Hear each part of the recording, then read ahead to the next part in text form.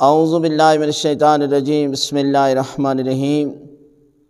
مشکلات اور پریشانیوں کو دور کرنے کا نسخہ۔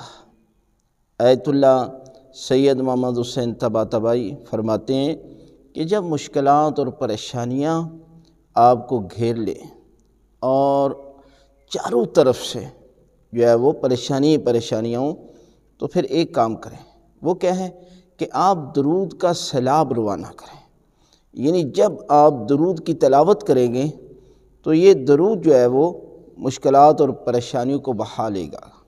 لہٰذا ماہ رجب وہ عظیم مہینہ ہے کہ جس میں پروردگار دعائیں قبول کرتا ہے، مشکلات اور پریشانیوں کو دور کرتا ہے۔